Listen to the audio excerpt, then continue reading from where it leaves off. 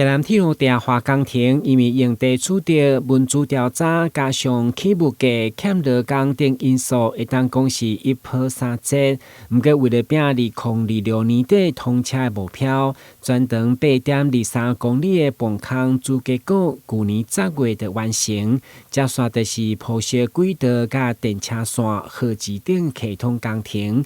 根據鐵道局表示，目前只剩台南站到林森站部分路段也未鋪設軌道。而回顧施工期間，一寡新別車輛嘛一一現身。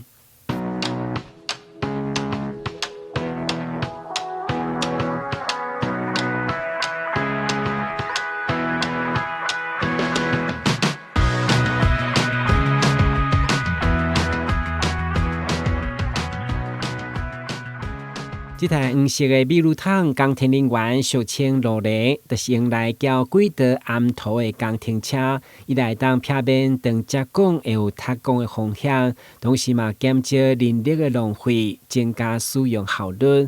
而施工過程為了克服空間的限制，後續嘛期待有新別的工程車一一登場，在今年初將所有地下化新線的軌道來接通。